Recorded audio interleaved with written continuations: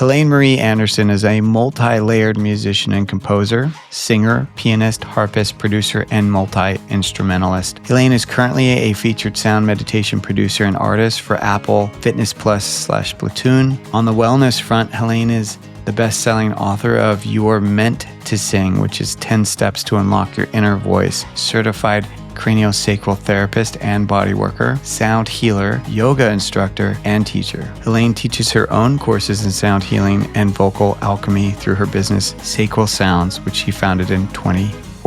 Welcome back to Everyday Ancestral. I'm James Barry. Make sure you stick around because she actually gives us a taste of some sound healing at the very end of the podcast. What attracted me to wanting to share your gifts with this audience is the craniosacral, therapy experience you have, the body work, but also even more so the sound healing.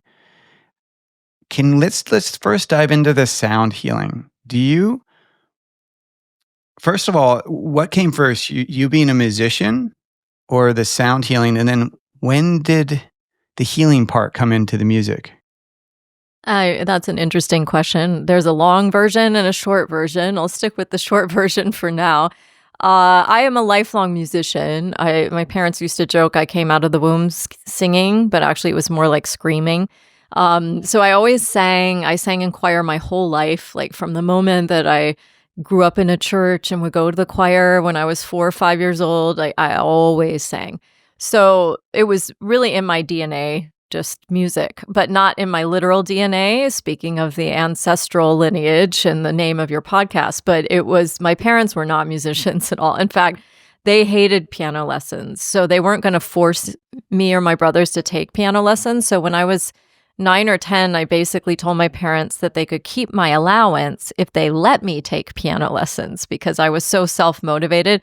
In my entire life living at home, they never once told me to practice, but there are a number of occasions where they had to tell me to stop practicing. So that is the origin of my musical training. But I went to college as a piano major and a minor in arts management, actually. And then I went to Amsterdam for a year on a Rotary scholarship, studied piano, and then I started studying voice more seriously. I always took voice lessons, but my major was piano. And then I came back and went to graduate school and got my master's at Indiana University in arts administration. But while I was there, I was accompanying people for their voice lessons, and I was taking voice lessons myself. So I never stopped doing music. My primary focus for a long time was doing the administration, and then I would do music for myself. Why is that, you think? What it's funny because in today's day and age, you just always hear people saying, I want to perform. Look at me. Like what kept you from embracing the performance aspect at that age? Well, as a classical musician, it's very challenging, and there's such a high level of perfectionism in the way that it is taught, the way that people interact, the way that if you're not one of the top people that's touring all over the world or winning competitions, the place for you is to go be a professor at a university, get your doctorate at some school. And then I also recognize if you don't have an international performing career, you wouldn't be able to choose or be choosy about where you live. You would have to go wherever you got a job. So it's a very practical thing. I actually was planning to start my master's in piano when I came back to the US and decided to totally change course and do the administration route. And there were two things. And it's ironic, too, because it's something I want to touch on of just shifts in myself and also relates to the original question of getting to sound healing, which I'm getting to. But this idea that my ego was very driven by wanting to be the best at something.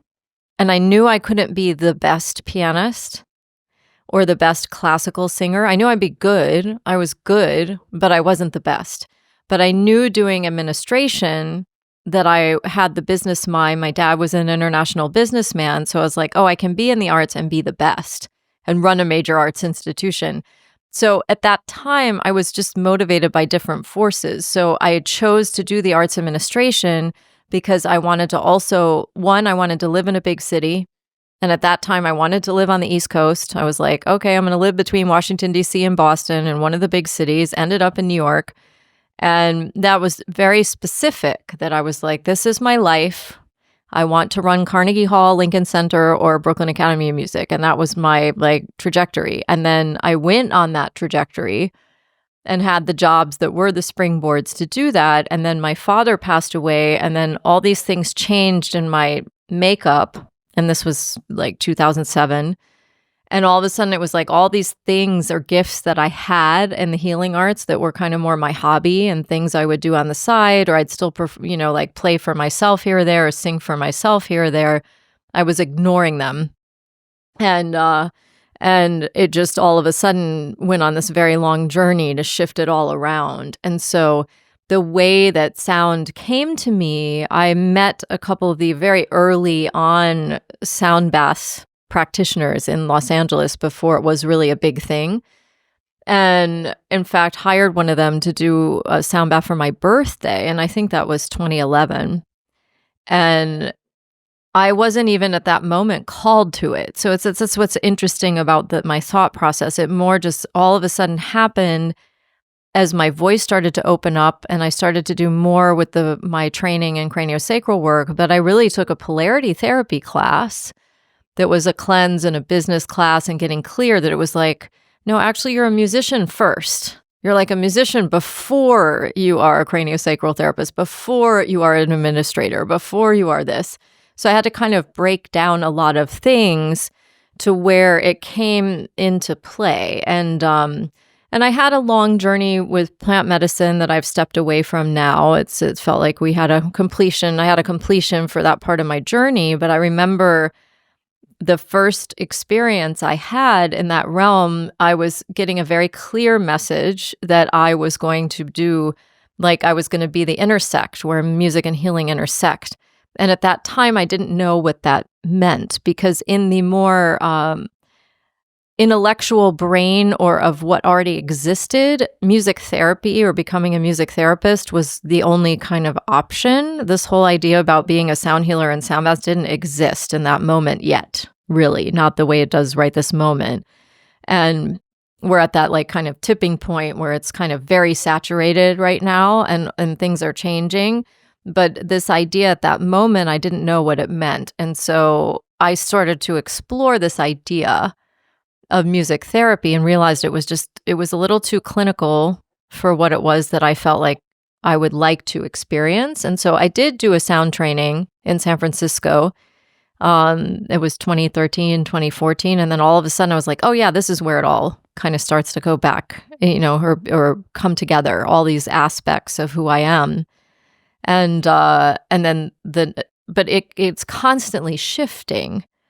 And then lockdown happened, and I had tried to learn to play the guitar multiple times in this life, and it just never spoke to me to play it. It never felt quite right in my body. I just never clicked the way piano clicked for me, the way other instruments click for me very easily. The guitar, for some reason, I liked the guitar. I just didn't like to play it myself. And so it just never quite felt right. And one of my friends, after trying to teach me a couple lessons, this is probably, now we're talking April of 2020 when everything was locked down. And she said, well, why don't you just get a harp? She'd bought a cheap harp on Amazon and was starting to play. And I was like, oh, that's a good idea. But I knew, being a classical musician, I'm very particular about instruments. So I knew that playing a cheap harp off of Amazon was not going to work for me. So I asked my friend who was a harpist. I went and got a decent small harp that was kind of a starter harp. And I was like, oh, I'll just dabble. And I currently own now 4 harps and a minivan. So, I am a childless woman in middle age who owns a minivan, and people, it's a consistent joke about that. And that kind of exploded my range of being able to not just tour with an acoustic instrument, but to learn a complicated instrument later in life.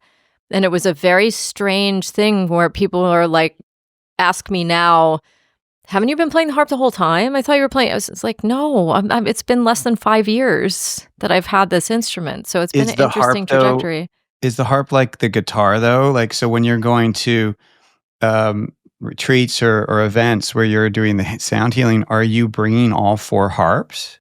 No, I only bring 1 harp at a time. Okay. So it's not like one is, providing a different sound or pitch than the other or something? Well, no, they do. They have different purposes. And so I have now a small travel harp that I can take as a carry-on that's an electric harp. So I have to plug it in to amplify. And I needed one that I could travel with. It's newer. And so I have that. And then I have a 27 string that's the same size as the first harp I got, which I've recently sold to a beautiful person because I was not needing two harps of the same size. And that's my warhorse harp that I take when I do sound therapy sessions in rehab clinics, or I go to small events, or I do that kind of thing where I'm not amplified, but it does have a plug-in. And then I have my slightly bigger lever harp that has a really big sound. It's great to record in and for smaller events. And then I now have a smaller pedal harp. And the pedal harp you can play in all the keys because the pedals change the notes, 3 different notes, where the lever harps can only do 2 notes per string. And the layout of it, though, where the guitar is very much like the chordal system of what happens, the layout of the harp is the same as the piano. It's like the keys are in order. So I already wasn't learning music. It's more the technique of the finger strength to be able to play harp, which I'm still learning and getting better at every day. And so it's just a slightly different thing. But being a classical musician, I just really appreciate having an acoustic instrument. And I can play keyboards and I record stuff on MIDI and I have facility. But if I can't play a piano, I would rather play an acoustic instrument because there's a response, an emotional response from acoustic instruments that you can't get from electronic instruments the same way. I was going to ask that. That's interesting. Now,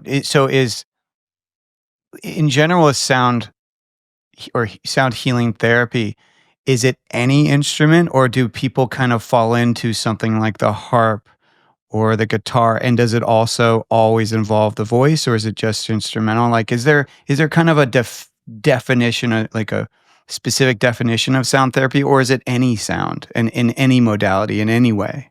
Well, that's a really interesting question because this concept of sound bath is a Western concept, right? We're a Western interpretation of how this sound therapy thing is. It's not based, the instruments themselves are based on more ancient things, like Tibetan bowls have been around for thousands of years.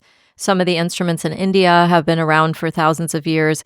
The way that the key structures work in Indian ragas and is different than the Western system. There's a whole school of things that have been considered music as therapy or sound healing as therapy that's spanned over multiple different decades, and I think when decades and thousands of years and eons or whatever the right word is, that wasn't coming to me, but this idea that the instruments themselves, now you have this kind of gong and the crystal singing bowls, and people see this as sort of the standard.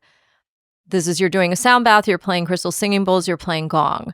Now, there are people that claim that voice is not sound healing, or people that claim that you can't hit the gong in the middle of the gong because that's not good energy or something. And I just say, there's a lot of this kind of rhetoric that goes around in the sound healing community that's not based in fact. And so, and to me, the voice is the original instrument. Like, that came before anything else. So for me, the idea that the voice isn't healing in that capacity just doesn't make sense to me. The idea that you wouldn't hit a gong in the middle, which is the fundamental pitch of the instrument, doesn't make sense to me. And so this is the part coming from the musical background. Now, there are people that do sound healing that are not musicians that are also very effective sound healers because they understand the energy around it, because you are working with energy, with sound. Every instrument carries different vibration.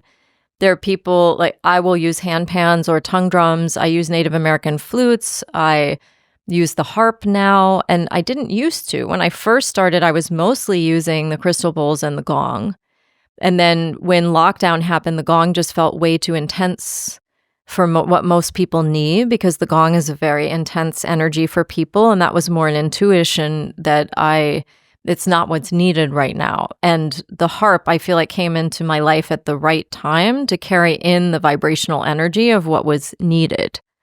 And so that's been the evolution. So kind of long answer to your question, but it's just it's very subjective is the most accurate answer to your question. And certain people are going to resonate with different things or that. And even when I started doing sound baths, whatever, decade plus ago, I think my original approach was that there was all of this stuff happening and everything was intense and people wanted transformation. So a lot of the sounds or the things I was working with were very intense and sometimes kind of loud, and they were really kind of opening it up. And I feel like my own evolution has been really back into this, okay, I'm relaxing the nervous system.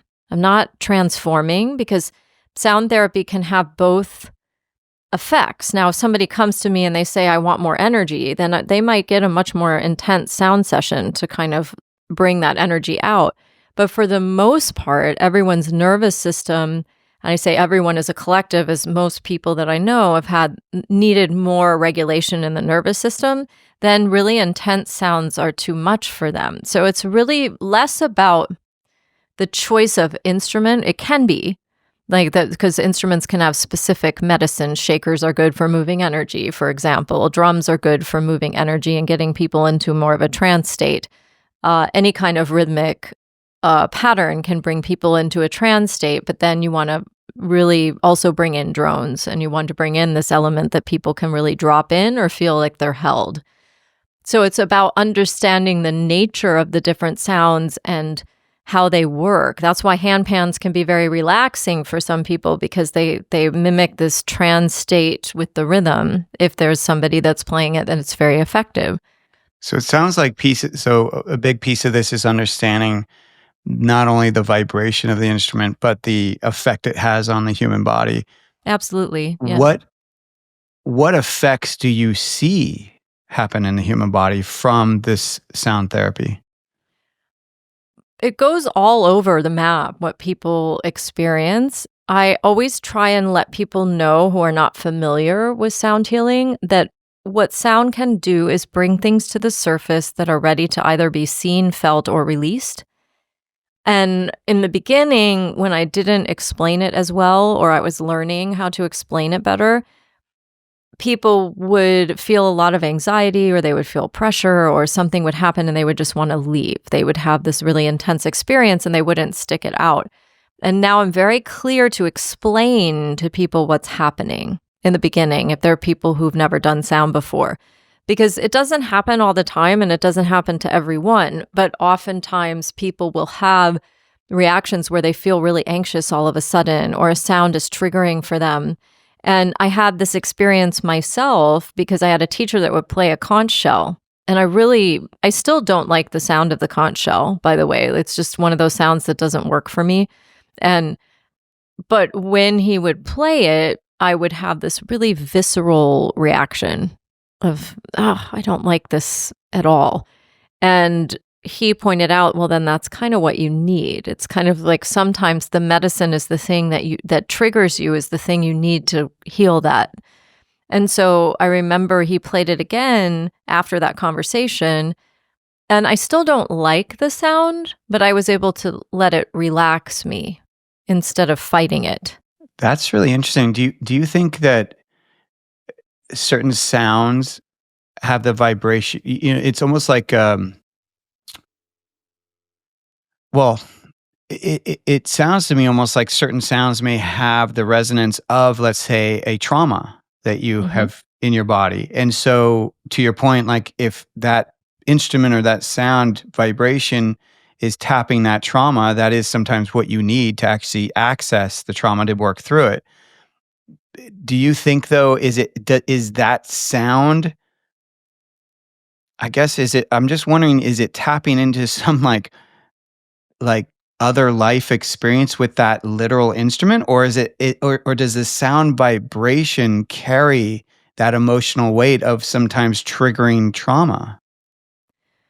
I think it's both. I don't claim to have control over what happens in anyone else's experience, because people will often ask me, well, is this the right experience? Should I be experiencing that? There is no right experience of sound.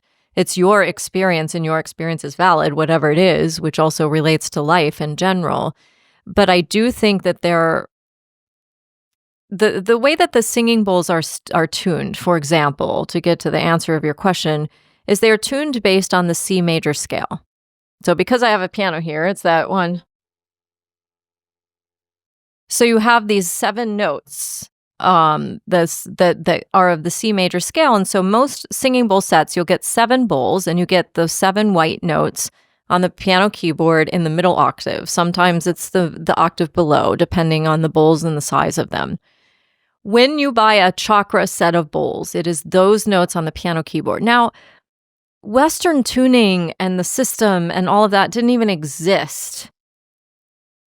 I don't know, 500 years ago, 600 years ago, it didn't exist.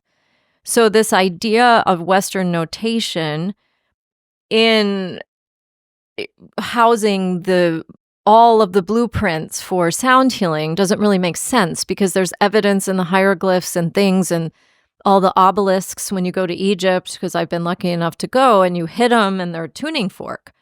So we don't really know, but it is our Western system interpretation of sound in other cultures and how it is translated into the way we approach sound healing. However, because we are Westerners, and we have in these last however many hundreds of years, 400 or 500 years, really listened to music from this concept of Western tuning, if we've grown up in Western countries. So our way of relating to music is based on this scale. We have a familiarity with it in the way our body responds to it, the way we listen to it in secular music and pop music and classical music and all of that. We have a relationship to the different key structures because this is the music we've listened to our whole lives. And so this approach to sound healing, it brings in that Western element. And I actually, as a musician and a trained musician myself, I feel like it is important to understand the language of what it is you are presenting to other people.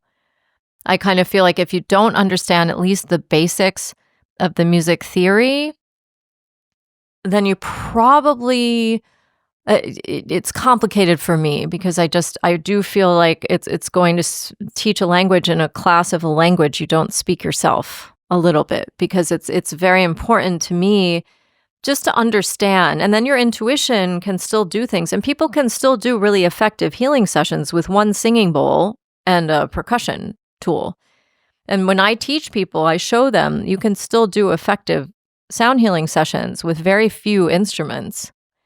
However, understanding the language helps you, because certain bowls will work, and knowing the notes, if you're going to buy other instruments, if you're going to maybe eventually bring in a harp, or you're eventually going to bring in a xylophone or a handpan, understanding what key they're in and where the chords are is going to help you become a better player, and understand which bowl transitions well when you're in a sound healing with people, because that note matches this note on this instrument. So it's kind of like the tool of how you piece things together. I personally feel is really important to understand.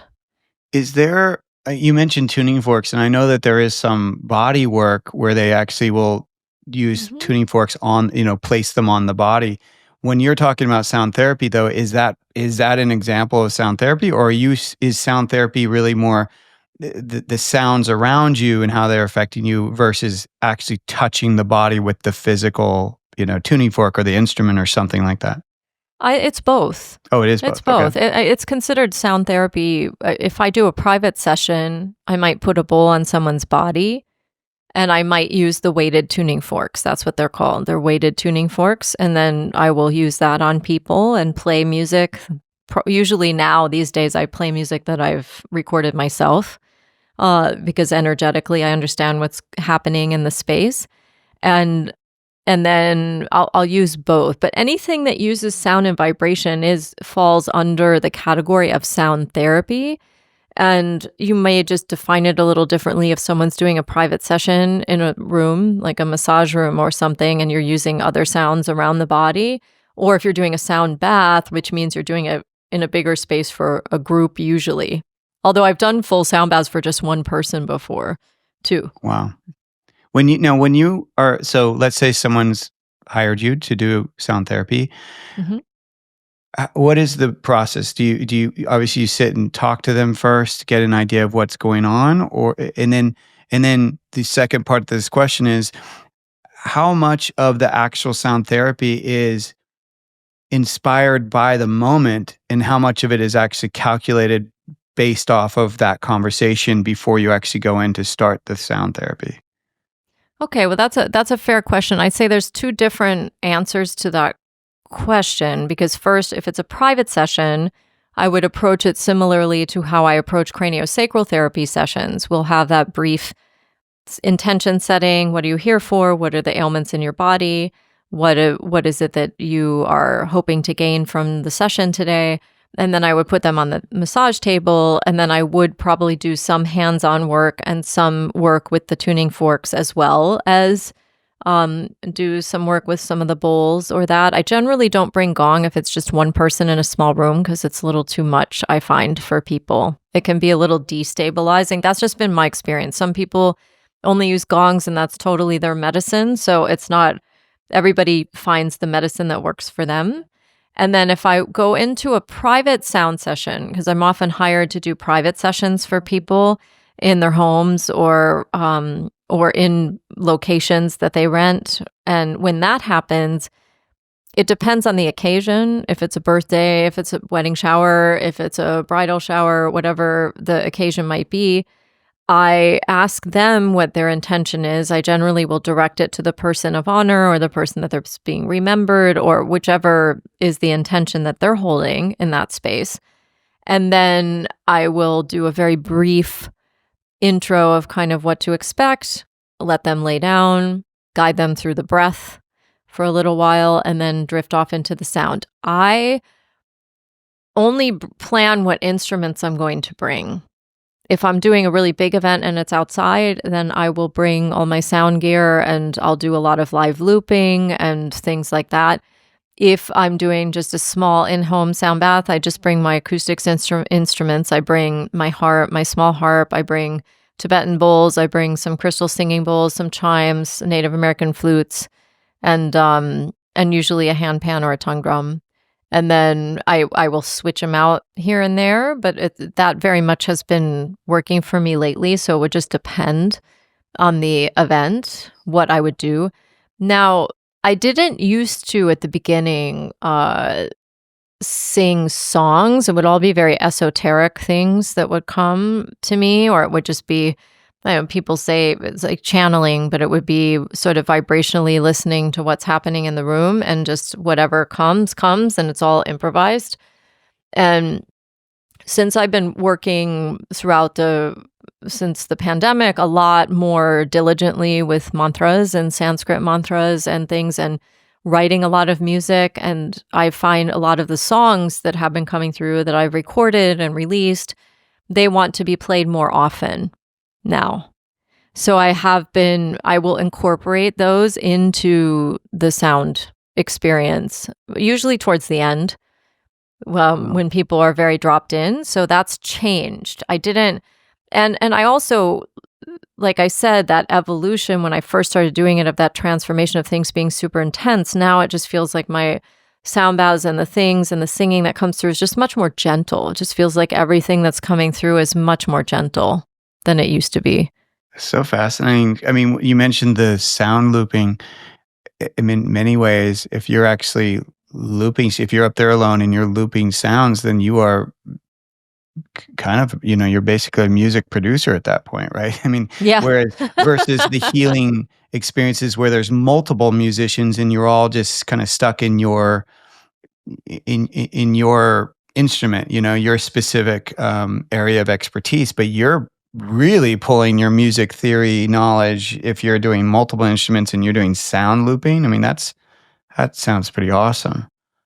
Yeah, it's been I have to admit I probably had all the looping music in my head for a good 5 years before I dialed the technology in. I had a friend that helped me, and then I just felt so overwhelmed if things wouldn't work or whatever, and then I get frustrated, and I just kept doing my thing, and then finally, one of the other advantages of lockdown for me was that it was, okay, I learned to play the harp, and then I learned how to produce, finally. How do I live stream? How do I do this thing? And, that idea of dialing in the technology and being able to start looping and doing it live, and the mastery comes more of what to do with the equipment when something goes wrong. That was the moment I knew that I was ready to try it live, because I was starting to understand what I needed to do if something went wrong.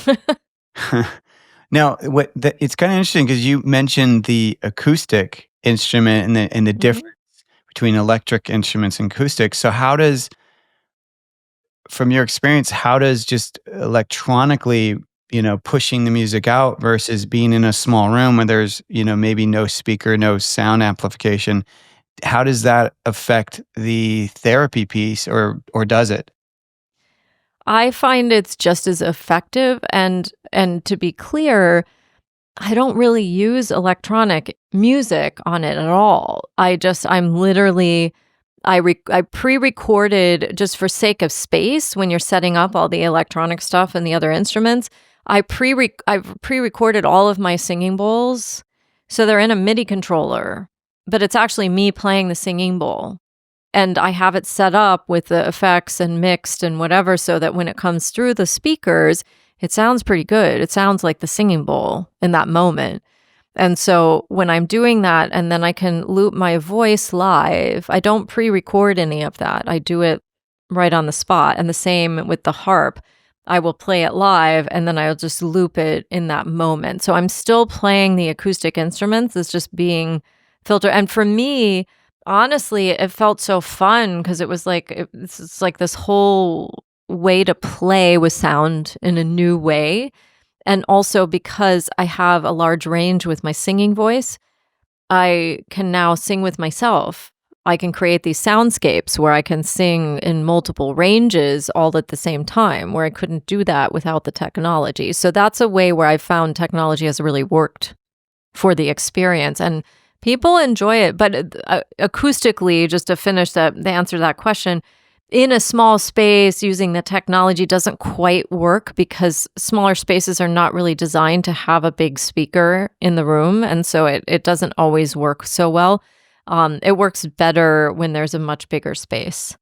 Well, to be more specific, I guess the question is really more around, y- you know, actually just playing an instrument with no electronic stimulus versus having, EMF, kind of like electrical responses, amplifying the music. Like, have you experienced, does that affect the therapeutic part of the sound, you know, versus not having, just being in a room where you're playing the harp and there's no amplification, Mhm. no EMFs, no digital, anything. And it's just you and the instrument, very clean, very pure, very ancestral, right? Mhm. Versus you now have wires, speakers, digital devices that are now entering the energetic space. I wouldn't say it's less effective, I would say it's different effective. I think that would probably be how I would answer it. I think there's preference. I think some people prefer just to have the acoustic instrument. I tried to do it live in one space I perform in quite often, and it didn't quite work in the space. And some people loved it, wanted to be on the speaker, and other people were like, "Oh, I just miss hearing it very, like, your voice kind of carry in the space." And I just realized that those smaller spaces, it doesn't work the same way, because you can also hear the delay a little bit. You can hear the acoustic at the same time.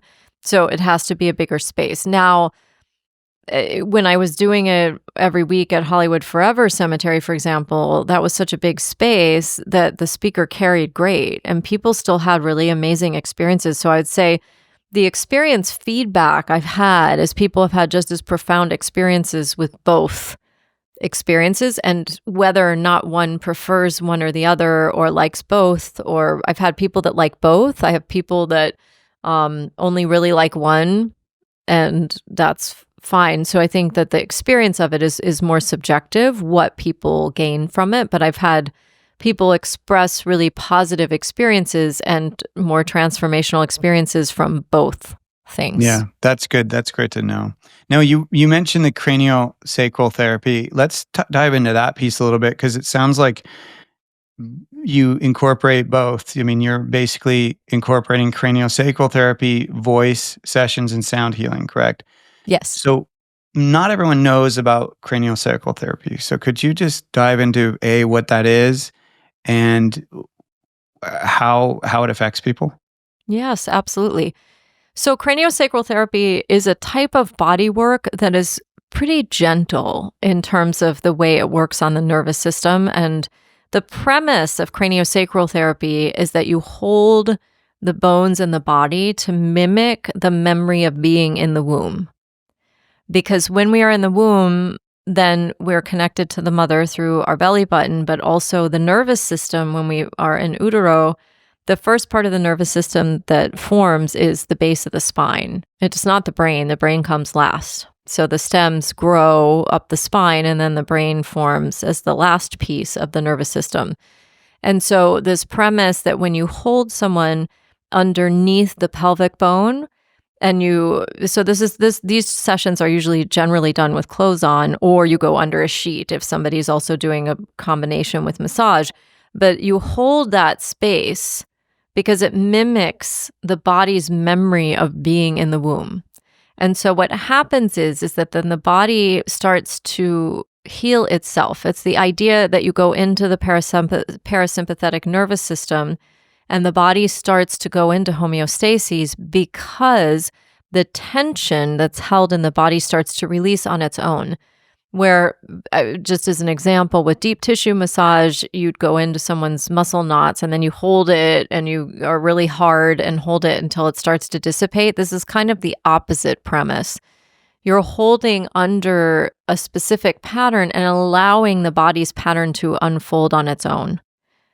And so you do this in various places on the body. The main focus of craniosacral therapy is like the name, it's the cranium and the sacrum. And so it's like that space in between. But it also, you can touch the feet, you can touch the knees, like it can be a full body experience as well. And most people, especially if they come over time, they tend to have these experiences where they'll go into lucid dreaming states pretty quickly. Or the body will start to move and almost like writhing because it's releasing a pattern of holding that's been the tension buildup in the body. And it's giving the space. So an experienced practitioner, I've been doing this work for 15 years, you can really follow where the body is. And because I have really sensitive fingertips in general, because I play the piano and the harp and I do the cranial work, it's this idea I can sense vibration in my fingertips, so I understand where it's kind of going and unwinding in the body. So it's often called craniosacral unwinding. And do you find images or awarenesses come into you when you're holding someone in that space that may, and then when you bring it to them and you say, hey, I got this image, does this mean anything to you? Do you find that it does have meaning for them?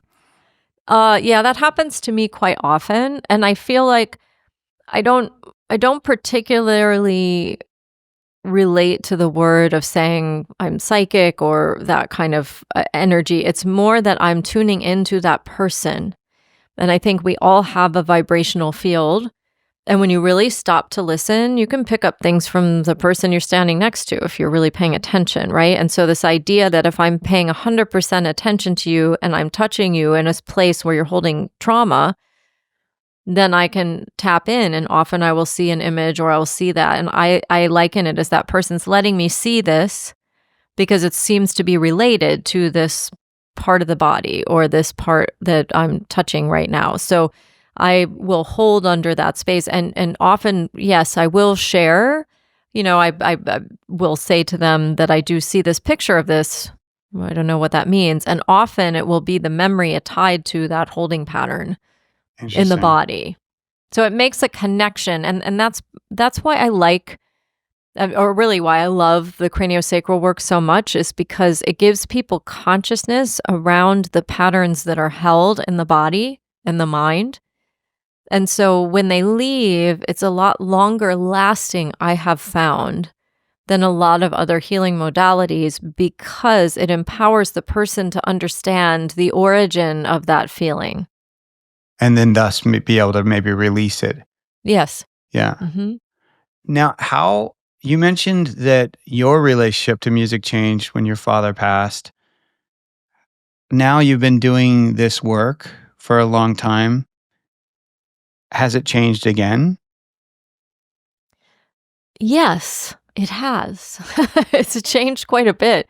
I feel like it's interesting because one of the great ironies of my life, I find, is that from my 20s on, a lot of my career I built up in the classical music world was that I worked with modern composers of contemporary classical music. And that was one of my areas of specialty. And that's why I originally got hired to work at the Los Angeles Philharmonic, because I worked at a music publishing company and I promoted composers and that.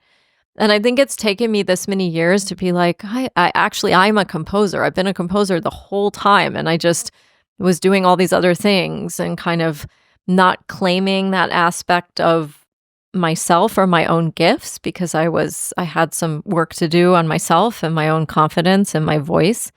And it's been a real blessing. I released a full album earlier this year. I released them as singles, and actually just today released the full album again in the order that it was meant to be listened to. So it's almost an hour worth of music that I did, and I'm playing almost every instrument. I have a few friends that came on as guest artists, but most of it is all me playing and singing. I'm the only one singing on the album, and I just found, okay, I feel like I'm just getting started. And then I've been producing sound meditations for Apple Fitness Plus and Platoon, and I've been very blessed to be able to do that. And I have 18 sound meditations that are now released on all streaming platforms under that as well. So this year alone, I've released well over 6 hours of music on streaming platforms. That's so interesting because, you talked about not seeing, yourself necessarily as a musician, seen as like, well, that's not really the career because it's so challenging. And so then you went down administrative paths, but then ultimately you became a therapist to support people in opening and finding their voice. And in many ways, it sounds like you've found your own or re-found your own, the one that was most attracted to music even when you were a kid. Maybe you re-tapped into that. Would you say that? For sure. And of course, you have that hindsight 2020, where I'm like, if I figured this out a while ago, then my life would have looked very different, but maybe not. It's one of those funny thoughts. It's not necessarily helpful. It's more just a reflective moment of realizing that I was very in the whole classical music realm of how things were and how they had to be, and this kind of really highly critical and judgmental realm of performing and performers and composers. And I had to choose composers that were commissioned for certain things. And it was just always very challenging, right? And I just didn't see myself kind of in that category. So I didn't really have the confidence necessarily at that time. And so when I look back on it, I find it kind of amusing that I was immersed in this environment and realized that I had just had this whole other idea of how I felt like it should be, but it didn't exist yet. So, if I'm really honest, at that time it didn't exist. Like the kind of work that I'm doing now didn't exist then. So, I could have started doing it, but I would have been like, that original trailblazer, like where you think of the original sound healers, and a lot of them were in Colorado actually, but this idea that they were doing this kind of thing 20, 30 years ago. And so they were really on the outskirts of society. And now it's becoming more mainstream. So it's just a lot of these opportunities. I mean, even this releases with Apple, that's something they've just started doing last year. So it's just really putting it into context that maybe everything actually is at the right time, no matter what Yeah, it is. that's wild. Um, Before we go into you giving the audience a sample of sound bathing and sound therapy, I'm curious, when you're playing the music and your intention is, to support that person therapeutically, is is it do you find that it's actually also therapeutic for you, or are you just so focused on the other person? Because it almost sounds a little meta, a little bit, like, because it's sound, right? So not only are you having the intention towards supporting the person or the audience that you're providing the sound for, but your own body is hearing that therapeutic sound. So is it almost like a duality of like, I'm giving, but I'm receiving, giving and receiving, back and forth constantly while you're doing it? Rarely, honestly, Yeah, well, explain be that. Why is that? because when I am in my practitioner role, I'm very clear that my primary objective there is for the person, the people, the group, whatever that I'm doing. So, for example, if I'm doing a sound bath and somebody is having a lot of anxiety release or moving around a lot, I'm going to very much be working energetically with them, with the sounds that come through or what is being called. And then, and so for me to go into that state where I'm fully receiving means I'm not going to be fully conscious for everyone else who's there. So and I maybe used to do it more often, but I also saw in certain healing platforms how important it is as the practitioner to stay 100% grounded and fully in my body. Because often when you receive sound, it's very easy to kind of go into that lucid state and not be fully present in the physical realm. And so for me, it's really important to be in my body and fully present. And so it's not that something's not happening, but I am there as I'm providing a service and I am in a role. Now, on rare occasions when it's groups that I feel like the whole group is in the same space, when I have a whole group where I sense everyone is dropped into that really deep space of homeostasis, then I feel like what's happening, I can become more a part of it. But Mhm. that's more rare that the whole group falls into that space together. You mentioned the grounding, and I'm curious.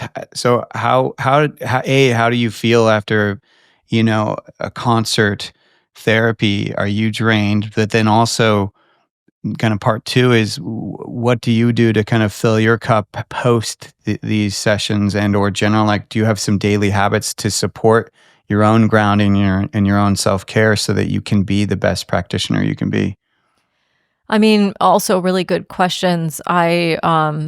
It's been an interesting, in the past, I will say this year has been a little different, but in the past, for me, it's a lot about exercise, just making sure that I do something every day, whether I go to yoga or I hike up the stairs because there's a lookout right behind me in Culver City, or whatever I end up doing that I try to do something like that. Um, I've had very, very disciplined meditation and chanting practices for myself in the What does that look past. like? Is it a certain amount of time every day? Yeah, I mean, there were times where I was meditating an hour a day and sometimes more. And then there are times where I would get up and chant my mantra 108 times with my mala beads every day.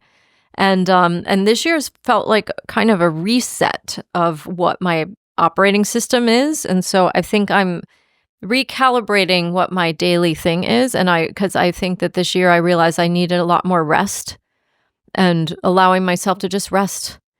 And if I want to watch something kind of more cathartic, not necessarily life building on Netflix, that's okay. I can just watch something that's a story. So I've had this kind of really interesting observation of what I feel like I need in these moments. And I find I have two cats and they're both very cuddly and needy. So sometimes my recharge is that I lay on my couch and my cats both come and lay on my legs and I watch something that is a feel-good movie or whatever, and I find that has been very helpful for me. And so it's been an interesting observation, and I feel like it was a recalibration of all the music I released this year and other things, and just kind of observing that it's been about a lot of shifts and not so much about the diligence of checking off my list. It's been trying to like go in and out and listen to my body every day. What does it need today? What does it like need to eat? What does it need? How much exercise do I need today? Instead of being on a rigid discipline, which I've been on rigid discipline for many, many years of my life. And so I feel like going into this next year, I'll probably go back to that element of more rigid discipline. And then also, just to be clear, self-care. I usually try to receive some kind of healing session at least once a month, if not twice a month, from practitioners that I work with, whether I get a massage or whether I get a cranio session or have an energy healing session. I recognize that when I'm working on a lot of people and I do a lot of sessions, it's necessary that I also receive. Yeah, that's well said. Now, in many ways, it sounds like you're recognizing the challenging times within your own body, but a lot of people are experiencing, challenges that are different than maybe we've had in the past. And there's delicacies like around existence right now in many ways for some people. And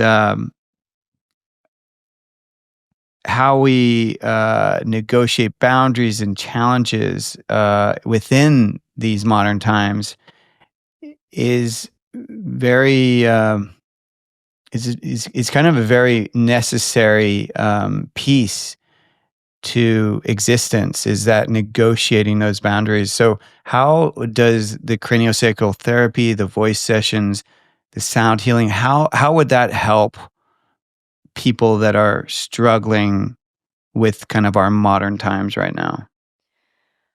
Well, I think first of all is kind of coming back into the body. It's really important to be grounded. And this is speaking from someone I lived a lot of my life in chronic pain and hid it really well. And fortunately, I'm not in pain anymore, but my body had to catch up after I had the surgery to take care of what was causing the pain. And I think in retrospect, I think this idea of understanding your voice, what your values are, what your boundaries are, how certain things make you feel, how certain relationships make you feel. And I think when I explain that about this year, I've had a lot of reset in patterns with people, with things that have been kind of happening, and recognizing the setting boundaries in that space, right? And I feel like when you are in that state of receiving and you're in that state of decompression, or you're in that state of listening to sound and you're allowing yourself to really just listen to the higher self, to listen to your guides, or however you interpret messages that come to you, and being able to drop into that space where you not only have the ability to listen, but you have a witness to the transformation. And I find even for myself, having a witness is kind of the deeper healing happens when someone witnesses the things that maybe you don't want to say out loud, or the things that are releasing from the body. And that happens in all of those sessions, in the sound, in the craniosacral work, and in the voice sessions. And so this idea that you can totally be yourself and that boundaries are healthy, because most people who experience trauma struggle with healthy boundaries because they feel like, oh, if I set a boundary, then that person won't like me. Or if I set the boundary, then all my relationships go away, or all of these kinds of stories. And I think that it is a very challenging time in the world right now, and it's very chaotic, and there's a lot of division, and relaxing the nervous system just helps be able to deal with it better and get clarity with the self, because all of my work is I'm trying to empower people to listen to themselves. I always say, like, I'm not a guru. I'm a mirror over here. I'm a mirror and a witness. But your thoughts, your opinion, where you are, like, we don't have to be the same. It's more that you feel empowered in your choices and your values and who you are and what you're creating for yourself. And that's the piece that when people feel like they can stand in that space of being all that they are, that's very deeply healing. And then it knows, maybe I always say relationships are a reason, a season, or a lifetime, right? The old cliche, but it's true.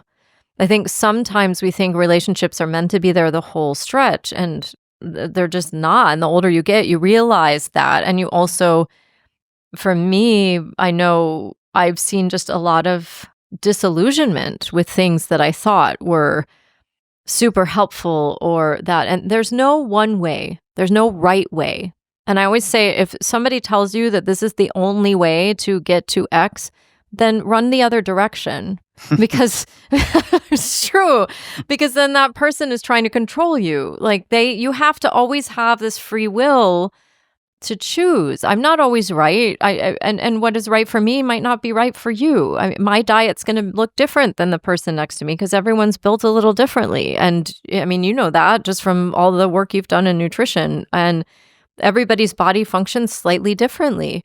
And you have to have the nuance of being a practitioner. And I feel like that's what you learn, and the wisdom of working, for me, thousands of people over the last decade plus. And I feel very fortunate for the work that I've done and the people and the clients and all of the things I've been able to do. But it's also, I find I've become a better practitioner too, because I've made mistakes. I've said things that maybe, okay, that might have been too much too soon. There's a nuance here, and we're all learning. Everyone's learning. And so all of this work, and people, it's really about honoring and admitting how you feel, and then having a safe witness that's not going to be in judgment, because those are feelings that you're having. And I think it's really important that we work on that space. It doesn't mean you're neutral. It means that you're holding space as a practitioner for that person to feel safe. Yeah, and to be present. Yeah, that's lovely. Mm-hmm. So everyone listening, we're going to share how you can get in touch with Helane. You can find her, all the socials. We're going to put the links of where you can listen to her Spotify tracks, where you can kind of dig deeper with her therapies. We're going to kind of just it's going to feel like we're ending the podcast now, but if you stick around after we say this part, Helane is actually going to give us something like about 10 minutes of sound therapy healing. Yeah, But I'm looking forward to that. Yeah, I just want to honor, though, that some of you might be listening to this while you're running, while you're driving, and that this may not be the time for you to hear sound therapy. So we're going to feel like we're ending the podcast now, but stick around or come back to it when you want to experience this sound healing for yourself. So Helane, Can I add one thing quick? Yeah, go ahead. I just want to say, because of the name and the title of your podcast, The Everyday Ancestral, I just want to tell people too that I'm leading a retreat in Norway in June with sound and yoga and meditation, and we're going to go kayaking in the fjords and that, and it is my ancestral country. I'm at least 50%, I'm 75% Scandinavian, like Norwegian and Swedish, and so I just thought I'd throw that in there of like influences. What city and things. In Norway are you doing it? It's in a place called Vadal. That's in kind of it's in the middle of the country. And it's at this really beautiful glamping site that has this amazing greenhouse where the yoga and meditation is going to take place. And it's very intimate retreat. Everyone receives craniosacral therapy as part of it as well. And so it's going to be really special. But I'm excited to lead a retreat in a country that is very much my lineage. So it's the first time I'll be doing it. So I'm excited. We'll put the links for that. That's going to be in 2025. And Norway, when I was just in college, I was backpacking through Scandinavia, and we came to Flan, I think it was called, Flan, Norway, and it's in the fjords. And it was so beautiful. So that's what I'm visualizing as you say you're going to have a retreat. And I just remember when I was there, it was in this kind of, there were all these waterfalls surrounding the area. And it was so, and there was a river running right through the middle of everything. And I just remember looking and going, if I could choose a place to die, this is where I'd want it to be. It was that gorgeous. So don't die when you go to Norway, No. but maybe check out the retreat and enjoy the therapies and that the environment in Helane will bring. So we're going to put the links to the Spotify pieces you mentioned. But how can people find you? Website, socials, whatnot? My name is the easiest way to find me, Helane, Helane, Marie Anderson. And then you can find me, my website is Sacral Sounds, SACRALSOUNDS.com. But my name, Helane Marie Anderson, is me on Spotify, and it's also my handle on Instagram. Those are the best ways to find me. Perfect. Thank you so much, Helane, for joining me on this podcast. It's been such a joy reconnecting with you for this hour. And I should say that I mean, I remember back in the day you did some cranial sacral on me, Mm-hmm. and I've had cranial sacral over the years, and I absolutely attest to the power of it. I have not had much sound therapy, so I'm very much looking forward to your performance right now. And thank you all for participating. I hope you stick around for Helane's music, and but in general, if you can't right now, come back to it and make sure to share this with a friend. I think. Um, Sound therapy is extremely just it's an underused, powerful health modality. So I recommend everyone experience it in some capacity. I thank you all for watching or listening to Everyday Ancestral. Please share it with a friend. We want to spread the word about these powerful guests we're having, and please follow us for future episodes. And now Helane will perform some sound therapy. Thank you so much for having me, James. It's been a pleasure to chat with you, and I'm excited to share. So I'll just invite you to go ahead, and if you're in a position to close your eyes, you can go ahead and close your eyes.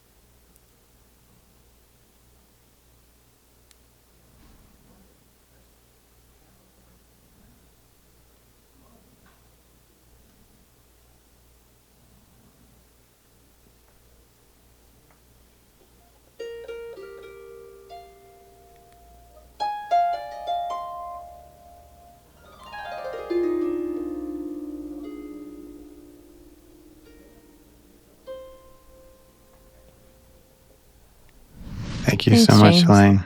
You're welcome. Thank you all. And